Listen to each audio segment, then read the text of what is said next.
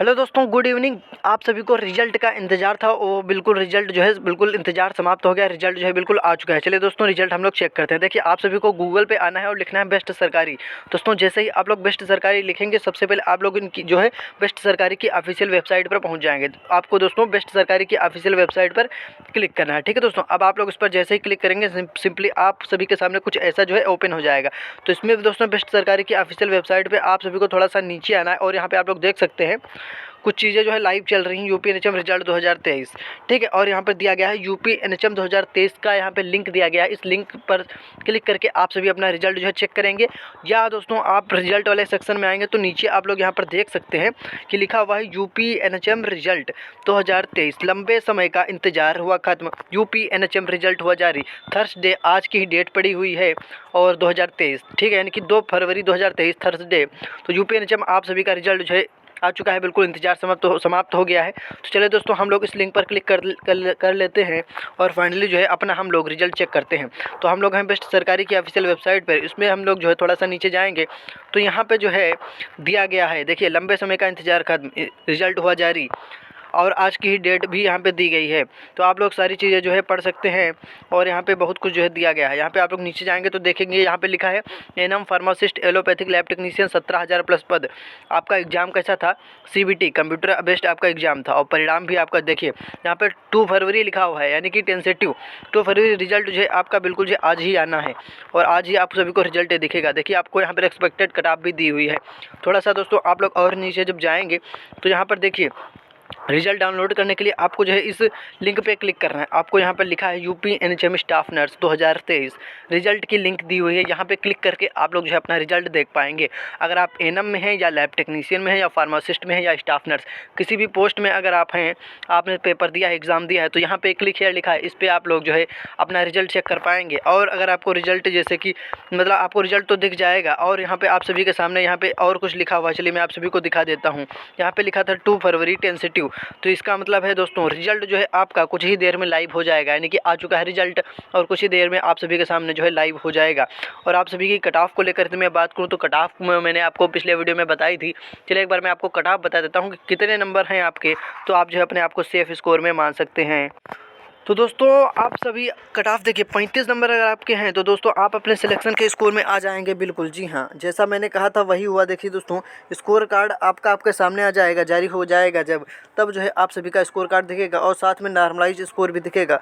अब कुछ लोगों का क्वेश्चन था, मेरे पास कमेंट आई कि क्या सर हम लोगों का जो रिजल्ट आएगा तो उसमें नॉर्मलाइज स्कोर लिख के आएगा? जी तो हाँ, बिल्कुल नॉर्मलाइज स्कोर आपका लिख के आएगा। देखिए, अगर जिसके पास कोविड सर्टिफिकेट नहीं है, अभी भी मेरे पास एक कमेंट आई थी, क्या सर जिसके पास कोविड सर्टिफिकेट नहीं है उसको तो नॉर्मलाइजेशन मिलना चाहिए, तो क्या उनको नॉर्मलाइजेशन का फ़ायदा मिलेगा या नहीं? तो इसका आंसर है मिलेगा। आपको नॉर्मलाइजेशन का जो है अंक मिलेगा। जी हाँ, बिल्कुल आप सभी को मेरे दोस्तों नॉर्मलाइजेशन का अंक मिलेगा। यानी कि अगर आपके 40 नंबर हैं और आपके पेपर हार्ड शिफ्ट में था तो इजी वालों के वहाँ पे तो 45 से 50 नंबर बन रहे होंगे। इसलिए आप सभी को जो है इसमें नॉर्मलाइजेशन अंक मिलेगा और आप सभी का जो है इसमें बोनस +2 हो जाएगा। तो आपके टोटल 42 अंक हो जाएंगे और फाइनली जो है आप लोग अपना सिलेक्शन भी ले पाएंगे। तो देखिए दोस्तों, आप सभी को मैं बता दूं रिजल्ट जो है आप सभी का कुछ ही देर में आप सभी के सामने आ जाएगा। आज से आप मतलब आपका रिजल्ट बिल्कुल लोडिंग पे लगा हुआ है। जैसे ही आएगा आप सभी के सामने रिजल्ट होगा, आज नहीं तो कल तक तो आप सभी का बिल्कुल क्लियरली रिजल्ट आ ही जाना है। चलिए दोस्तों, अब मैं आप सभी को बता देता हूँ कितने लोग सिलेक्ट होंगे। देखिए 55% अभ्यर्थी ऐसे हैं जो डीवी के लिए बुलाए जा सकते हैं, क्योंकि अगर कट ऑफ में देखिए पासिंग मार्क से ऊपर अगर आप निकल गए तो आपको भी कट ऑफ में जो है बुलाया जा सकता है। क्योंकि जो हम लोगों ने एनालिसिस किया आपके अनुसार, आपके नंबर के अनुसार, तो उसमें लगभग 55 से 60% स्टूडेंट के ऐसे नंबर बन रहे हैं जिनको आराम से जो है क्या किया जाएगा, उनको आराम से डीवी के लिए शॉर्ट लिस्ट कर लिया जाएगा। यानी कि वो उनका डीवी में जो है चयन हो जाएगा। अगर उन्होंने डीवी बिल्कुल एक्सेप्ट हो गया उनका, यानी कि उनका सारे डॉक्यूमेंट्स में कोई भी किसी भी प्रकार की प्रॉब्लम ना रही और उनके डॉक्यूमेंट सब कुछ क्लियर रहे, तो उनका दोस्तों निश्चित रूप से जो है सारी चीज़ें उनकी क्लियर हो जाएंगी और फाइनली उन सभी का लोगों का जो सिलेक्शन होगा और ज्वाइनिंग लेटर भी मिल जाएगा। तो अब मैं देखिए आप सभी को बताता हूँ कि अगर आपके 35 नंबर है तो आपका सिलेक्शन कैसे होगा। देखिए, अगर मान लीजिए आपके 35 नंबर हैं, ठीक है, और किसी में आप अगर आपका 2 अंक नॉर्मलाइजेशन का मिलेगा, कितना हो जाएगा? 37। और 37 में अगर आपका जो है वो बोनस वाला मिल जाएगा आपको 2 अंक, यानी कि आंसर की प्राइजेक्शन, तो यानी कि आपके हो जाएंगे दोस्तों 39 अंक। और 39 मार्क्स पे अगर आप जो है एससी या एसटी में आ रहे हैं, यहाँ तक कि ओबीसी में भी आपका एनएम में ओबीसी में एएनएम में भी आपका जो है सिलेक्शन होने के चांस बन जाएंगे, क्योंकि मैं आप सभी को बताना चाहूँगा मैटरनल हेल्थ में जो है वैकेंसी बढ़ी थी 291, तो इतनी वैकेंसी बढ़ी थी तो इतने ज़्यादा लोगों को जो है सिलेक्शन भी मिलेगा। तो सारी चीज़ें दोस्तों आपके सामने। अब कट ऑफ अगर मैं आपको प्रोग्राम वाइज बताना चाहूँ तो आप लोग यहाँ पर देख सकते हैं पासिंग मार्क आपको जनरल और ईडब्ल्यूएस के लिए पासिंग मार्क कितना लाना पड़ेगा, 33% आउट ऑफ 100। ये केवल दोस्तों आपका पासिंग मार्क है। और अगर ओबीसी की बात की जाए तो ओबीसी का पासिंग मार्क पता है आपको 30%, और एससी और एसटी का पासिंग मार्क मेरे दोस्तों 24% आपको लाना ही लाना है। डीवी के लिए आपको अनिवार्य रहेगा।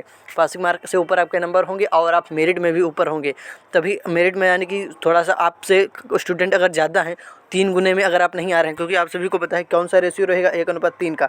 अगर आप इस रेशियो में नहीं आते हैं तो आपको डीवी के लिए शॉर्ट लिस्ट नहीं किया जाएगा। तो यानी कि जितनी वैकेंसी उसका 3 गुना किया जाएगा, और उसमें जितने स्टूडेंट उस मेरिट में या उस कट ऑफ में बन रहे होंगे उतने लोगों को जो है डीवी के लिए शॉर्ट लिस्ट कर लिया जाएगा। और अगर आपको एक बार डीवी के लिए शॉर्ट लिस्ट कर लिया गया, फिर आपको जो है किसी भी प्रकार की कोई भी गलती नहीं करनी होगी, क्योंकि डीवी में शॉर्ट लिस्टिंग के बाद आपका जो है पूरा बिल्कुल कंफर्म हो जाएगा कि हाँ आपका सिलेक्शन होगा। अगर आपका डीवी में सब कुछ क्लियर रहा, सही रहा, तो निश्चित रूप से आपको ज्वाइनिंग लेटर भी मिलेगा। लेकिन अगर डीवी में आपका सब कुछ सही रहा तभी, क्योंकि बहुत सारे स्टूडेंट ऐसे हैं जो अपना डीवी रिजेक्ट करवा के आएंगे। क्योंकि मैंने बहुत बार बताया है कि अगर आपके डॉक्यूमेंट्स में कोई भी प्रॉब्लम है या कोई भी दिक्कत आ रही है तो उसको जल्द से जल्द सही करवाएं। ठीक है, नया डॉक्यूमेंट्स तो आपको नहीं बनवाना है, लेकिन उसी को जो है आपका संशोधन हो जाएगा। जैसे कि किसी के आधार में कोई प्रॉब्लम आ रही है और आधार की जैसे कि आईडी की जगह पे मान लीजिए आप लोग आधार लगाएंगे। देखिए आपको सभी को मैं क्लियर कर दूं, आईडी की जगह पे आप कुछ चीज़ें लगा सकते हैं, जैसे आधार कार्ड आप लगा सकते हैं आईडी की जगह पे। ठीक है, अपना पैन भी लगा सकते हैं, पैन कार्ड, और अपना डीएल यानी कि ड्राइविंग लाइसेंस भी अपना लगा सकते हैं। अब मान लीजिए आधार में आपके कोई प्रॉब्लम आ रही है यानी कि कोई मिस्टेक है, तो पैन कार्ड तो आपका सही होगा, तो पैन कार्ड वहाँ पे आप लगा सकते हैं या ड्राइविंग लाइसेंस लगा सकते हैं। लेकिन मान लीजिए आपके पास पैन कार्ड नहीं है, सिर्फ आधार कार्ड ही है, तो आपका फिर आधार कार्ड ही देखा जाएगा। अगर कोई इसमें जो है स्पेलिंग मिस्टेक आ रही है, अगर इसमें कोई स्पेलिंग मिस्टेक जो है आ रही है, फिर आप क्या करेंगे? फिर तो आपको क्या करना पड़ेगा, फिर आपको जो है अपना आधार का क्या कराना पड़ेगा, अपना आधार का दोस्तों आप सभी को संशोधन ही कराना पड़ेगा। क्योंकि अगर आपके पास आधार है और पैन कार्ड भी होता, तो आधार में अगर कोई गलती होती तब भी आप पैन कार्ड लगा देते आईडी के तौर पर, वहाँ पर आपका जो हो मान्य हो जाता पैन कार्ड। लेकिन आपके पास सिर्फ और सिर्फ आधार है और उसमें भी अगर कोई मिस्टेक आ रही है तो इसको तो आपको संशोधित कराना ही पड़ेगा। जब आप उसमें संशोधन करा लेंगे, देखिए 10th की मार्कशीट से, 10th की जो आपकी मार्कशीट होगी हाई स्कूल की, उससे आपकी जो आधार का वो नेम और डीओबी, सबसे पहले मेरे दोस्तों डीओबी यानी कि डेट ऑफ बर्थ, जन्म तिथि मिलाई जाती है। अगर वो गलत पाएगी तो फिर आपको बाहर क्या, आपको रिजेक्ट भी डीवी से किया जा सकता है। तो इसलिए अगर आप चाहते हैं कि मेरे दोस्तों आपका जो है डीवी रिजेक्ट ना हो, डीवी अगर रिजेक्ट होने से बचना है, डीवी रिजेक्ट होने से बचें, अगर आपको डीवी रिजेक्ट होने से बचना है तो आपकी जो सारी चीज़ें हैं वो बिल्कुल क्लियर होने चाहिए, सारे डॉक्यूमेंट्स भी क्या होने चाहिए, बिल्कुल सही होने चाहिए, तभी आपका डीवी एक्सेप्ट होगा, तभी आपका डीवी एक्सेप्ट होगा। अन्यथा आपका डीवी भी रिजेक्ट जो है हो सकता है। तो डीवी को रिजेक्ट होने से अगर बचना है और आपको सिलेक्शन लेना है, जैसे मान लीजिए किसी के स्टूडेंट्स के ज़्यादा नंबर हैं, यानी कि किसी स्टूडेंट्स के 55 नंबर या 60 नंबर है, चलिए हम मान लेते हैं किसी के 55 नंबर हैं, किसी स्टूडेंट के 50 नंबर हैं, और इधर किसी स्टूडेंट के 40 नंबर हैं या किसी स्टूडेंट के 45 नंबर हैं, किसी भी कैटेगरी, इन एनी कैटेगरी, तो यहाँ पे जो है इन लोगों के डॉक्यूमेंट्स में बिल्कुल सब कुछ सही सही है। लेकिन अगर कोई एक मिस्टेक आ गई, 55 मान लीजिए किसी के 55 नंबर हैं और उनके किसी डॉक्यूमेंट्स में मिस्टेक आ गई, तो इनको कर दिया जाएगा बाहर।